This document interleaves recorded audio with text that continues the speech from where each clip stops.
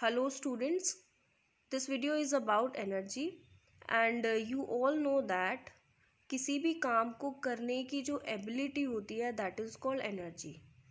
So the ability to do work is called energy and it is nothing but it is the total amount of work done. हमने कितना काम किया, कितने time period में किया, that is called energy. SI unit की बात करें तो SI यूनिट एनर्जी की होती है जूल, लेकिन CGS यूनिट एनर्जी की होती है अर्ज.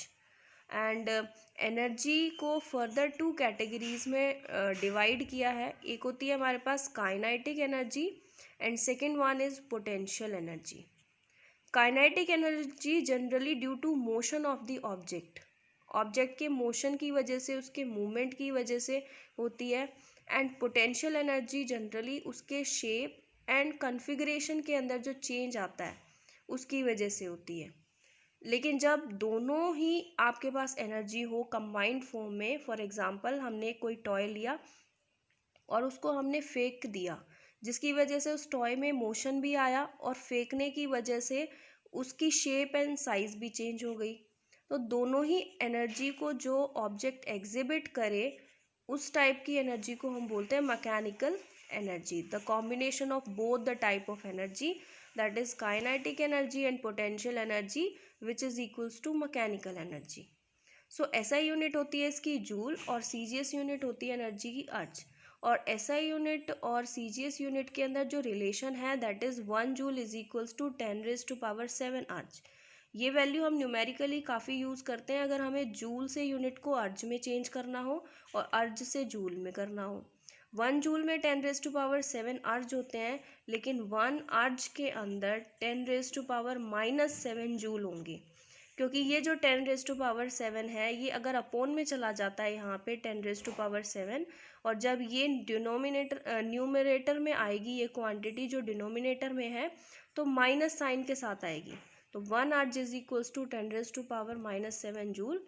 और इस रिलेशन को यूज़ करके आप न्यूमेरिकल में वैल्यूज़ को चेंज कर सकते हो.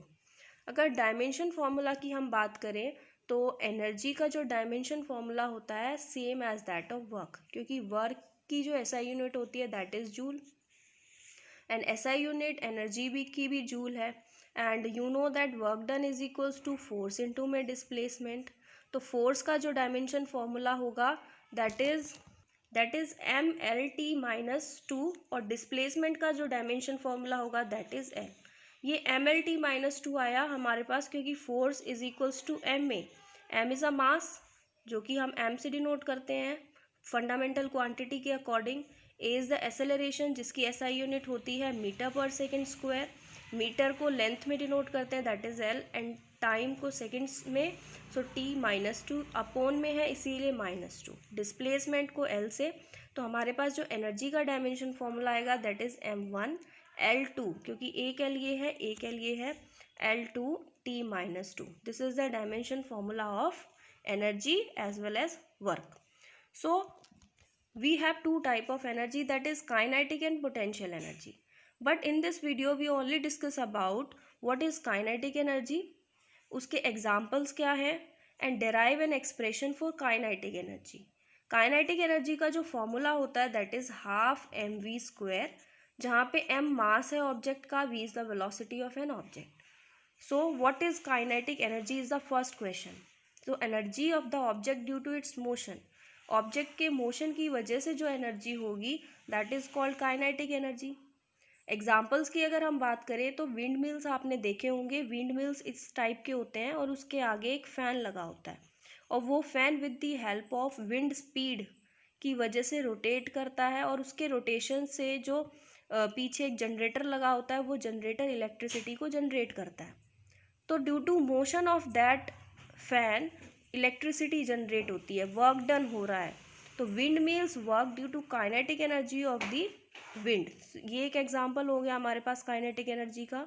Another one is a bullet can penetrate a glass window due to kinetic energy. जब हम किसी भी बुलेट को हम शूट करते हैं तो वो जब ग्लास से टकरा के वापस जाती है, ग्लास से टकरा के पार हो जाती है बिकॉज ऑफ काइनेटिक एनर्जी, क्योंकि जब वो बुलेट उसको हिट करती है उसके मोशन की वजह से जो एनर्जी जनरेट होती है, जो एनर्जी वहाँ पे प्रोड्यूस होती है, that is called kinetic energy.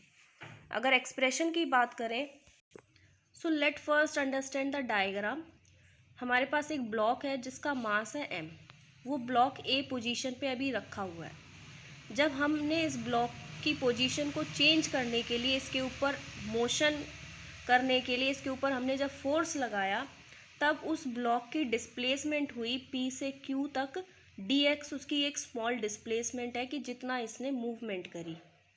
And you know that change in displacement with respect to time, कि ऑब्जेक्ट में कितना चेंज आया डिस्प्लेसमेंट में टाइम के रिस्पेक्ट में। अभी वो ऑब्जेक्ट यहाँ था, जब वो ऑब्जेक्ट यहाँ आएगा तो उसने कितना डिस्प्लेसमेंट किया, कितने टाइम में, दैट इज कॉल्ड वेलोसिटी, जिसको हम v से डिनोट करते हैं। Due to motion of the object जो काइनेटिक एनर्जी होगी वो कितनी होगी हमारे पास, ये डिस्कस करना है हमें इस टॉपिक के अंदर। सो कंसीडर अ बॉडी जिसका हमने मास मान लिया m।